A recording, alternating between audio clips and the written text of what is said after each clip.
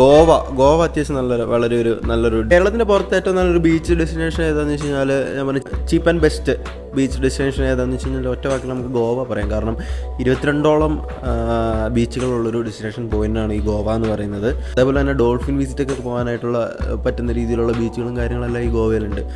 നല്ലൊരു ഡെസ്റ്റിനേഷൻസാണ്. പിന്നെ ഫാമിലി പരമായിട്ട് പോകാൻ പറ്റില്ല എന്നൊക്കെ ചോദിച്ചു കഴിഞ്ഞാൽ അതൊക്കെ ഓരോരുത്തർ ഡിപ്പെൻസാണ് കേസ്. കാരണം നമ്മൾ ഏത് സ്ഥലമാണെങ്കിലും ഏത് ഡെസ്റ്റിനേഷൻ ആണെങ്കിലും നിങ്ങൾ പോകുന്നതിലൊരിക്കും ആ ഡെസ്റ്റിനേഷൻ്റെ വൈബ് നിങ്ങൾ എങ്ങനെ അക്സെപ്റ്റ് ചെയ്യുന്നുള്ളത് പറഞ്ഞില്ല. 22ഓളം ബീച്ചുകളുള്ള നല്ലൊരു ഡെസ്റ്റിനേഷൻ പോയിൻ്റാണ് ഈ ഗോവയിൽ. നമുക്ക് ഹിപ്പി കൾച്ചർ അതേപോലെ തന്നെ പോർച്ചുഗീസ് കൾച്ചറിൻ്റെ കുറച്ച് ഭാഗങ്ങളും അല്ലെങ്കിൽ അതിൻ്റെ അവശേഷിപ്പുകളൊക്കെ നമുക്ക് ഈ ഗോവ സൈഡിൽ പോയി കഴിഞ്ഞാൽ കാണാൻ പറ്റും.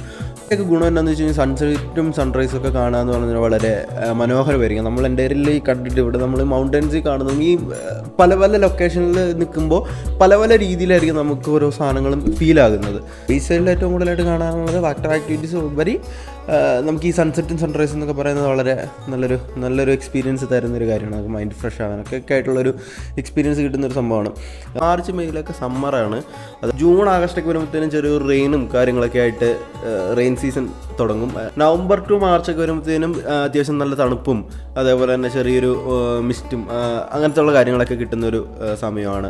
നമുക്ക് ഈ ഗോവേനെ രണ്ടായിട്ട് തിരിക്കാൻ പറ്റും, സൗത്ത് ഗോവയും നോർത്ത് ഗോവയായിട്ട്. കാരണം എന്താണെന്ന് വെച്ച് കഴിഞ്ഞാൽ സൗത്ത് ഗോവയിലേക്ക് പോയി കഴിഞ്ഞാൽ നമുക്ക് വേറെ കുറേ കാഴ്ചകളുണ്ട്, നോർത്ത് ഗോവയിലേക്ക് വന്നിട്ട് കുറേ കാഴ്ചകളുണ്ട്. അതായത് റെയിൽവേ സ്റ്റേഷൻ സൗത്തിൽ വരുന്നത് മഡ്ഗോൺ റെയിൽവേ സ്റ്റേഷനാണ്. അത് വളരെ ഫേമസ് ആയിട്ടുള്ളൊരു റെയിൽവേ സ്റ്റേഷനാണ് ഈ മഡ്ഗോൺ റെയിൽവേ സ്റ്റേഷൻ എന്ന് പറഞ്ഞാൽ. കാരണം നിങ്ങൾ എപ്പോൾ ട്രെയിൻ അവൈലബിലിറ്റി ഒക്കെ നോക്കിയാലും കൂടുതൽ ട്രെയിൻ അവൈലബിലിറ്റി കാണിക്കുന്നത് സൗത്തിൽ നമ്മുടെ മഡ്ഗോൺ എന്ന് പറയുന്ന റെയിൽവേ സ്റ്റേഷനിലേക്കായിരിക്കും. പിന്നെ നോർത്തിലേക്ക് വരുവാണെങ്കിൽ താവിം എന്ന് പറഞ്ഞൊരു സ്റ്റേഷനുണ്ട്, അവിടെ നമുക്ക് ട്രെയിൻ ഇറങ്ങാൻ കഴിയുന്നതാണ്. എയർപോർട്ട് നോക്കുകയാണെങ്കിൽ പിന്നെ വാസ്കോ ഡ ഗാമ എയർപോർട്ടുണ്ട്. ആണെങ്കിൽ ഗോവയിൽ നിന്ന് കഴിഞ്ഞാൽ എല്ലാവരും ചൂസ് ചെയ്യുന്ന ഒരു സംഭവമായിരിക്കും റെൻറ്റഡ് ബൈക്ക് എടുക്കുക എന്നുള്ളത്. അത് 350 to 650 വരെയുള്ള റേറ്റിൽ നമുക്ക് ഒരു ദിവസത്തെ പെർ ഡേയിൽ നമുക്ക് റെൻറ്റഡ് വണ്ടി കിട്ടുക. അത് നമ്മൾ ഇറങ്ങുന്ന എല്ലാ സ്റ്റേഷനിലും എല്ലാ ടൂറിസ്റ്റമാണ് അവിടുത്തെ ഏറ്റവും മെയിൻ ആയതുകൊണ്ട് തന്നെ നമ്മൾ ഇറങ്ങുന്ന എല്ലായിടത്തും തന്നെ നമുക്ക് റെൻറ്റഡ് ബൈക്കുകൾ കാണാൻ സാധിക്കും.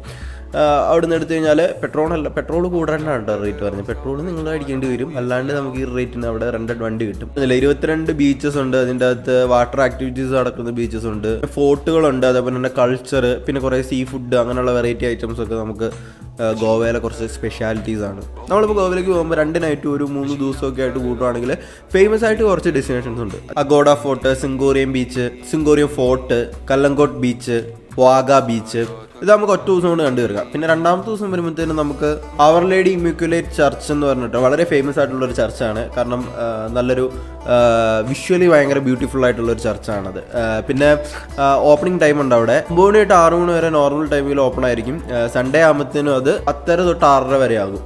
രണ്ടാമത്തെ ദിവസം നമുക്ക് മണ്ടോവി റിവർ, ഉടൻ ബ്രിഡ്ജ്, ക്രൂസ് ഷിപ്പ്, ബീച്ചിലൊക്കെ പോയി സൺസെറ്റ് ഒക്കെ കണ്ട് നമുക്ക് അന്നത്തെ ദിവസം കൂടെ അവിടെ സ്റ്റേ ചെയ്യാം. മൂന്നാമത്തെ ദിവസം നമ്മൾ റിട്ടേൺ പോകുന്ന ദിവസമാണ്. അതുകൊണ്ട് തന്നെ നമുക്ക് കുറച്ച് ഷോപ്പിങ്ങും കാര്യങ്ങളൊക്കെ ചെയ്തതിന് ശേഷം സെൻറ്റ് ഫ്രാൻസിസ് ചർച്ച് എന്ന് പറഞ്ഞിട്ടുള്ളൊരു ചർച്ച് കൂടെ ഉണ്ട്. അത് നമുക്ക് ലാസ്റ്റ് ദിവസത്തേക്ക് കാണുകയാണെങ്കിൽ നമ്മൾ ഈ റൂട്ട് മാപ്പ് നോക്കുന്നതിൻ്റെ ഒരു ഡീറ്റെയിലിംഗ് വെച്ചിട്ടാണ് ഞാനിങ്ങനെ പറയുന്നത്. ഇല്ലെങ്കിൽ നിങ്ങൾക്ക് ഈ സ്ഥലങ്ങളെ ഏതാണെന്ന് വെച്ച് കഴിഞ്ഞാൽ അനുസരിച്ചൊക്കെ കാണാം. പക്ഷെ നമ്മളൊരു റൂട്ട് മാപ്പ് നോക്കുമ്പോൾ ഈ സ്ഥലങ്ങളൊക്കെ കവർ ചെയ്യുകയാണെങ്കിൽ നിങ്ങൾക്ക് ഈസി ആയിരിക്കും. കഴിഞ്ഞാൽ ആ ചർച്ചിൽ ഇപ്പോഴും അവിടുത്തെ പുണ്യാളനെ അടക്കം ചെയ്തിരിക്കുന്ന ഇത് വെച്ചിട്ടുണ്ട്. അപ്പോൾ തിരിച്ച് റിട്ടേൺ പോരുന്നത് എയർപോർട്ടിൽ നമുക്ക് ഫ്ലൈറ്റിലും പോരാൻ പറ്റും. അപ്പോൾ എയർപോർട്ടിൽ നിന്നൊക്കെ പോരുമ്പോൾ നമുക്ക് ലാസ്റ്റ് ബീച്ചോടെ എക്സ്പീരിയൻസ് ചെയ്യണമെങ്കിൽ നമുക്ക് എയർപോർട്ടിൽ നിന്ന് തൊട്ടടുത്താണ് അഞ്ജന ബീച്ച്, അതേപോലെ റെയിൽവേ സ്റ്റേഷനും തൊട്ടടുത്താണ് കോൾവോ ബീച്ച്. ഒരു ഗോവ നമുക്ക് മൊത്തത്തിൽ മനസ്സിലാക്കാൻ വേണ്ടിയിട്ടുള്ള സ്ഥലങ്ങൾ നമ്മൾ കവർ ചെയ്തു. പിന്നെ ഇതേപോലെ തന്നെ നമ്മൾ കഴിഞ്ഞ ദിവസം വീഡിയോ ചെയ്തപോലെ തന്നെ നമ്മുടെ വാട്ടർഫോൾസും അങ്ങനെയുള്ള കുറച്ച് സ്ഥലങ്ങളോടെ ഉണ്ട്, കുറച്ച് ഹിഡൻ പ്ലേസസ് അവിടെ ഉണ്ട്. അത്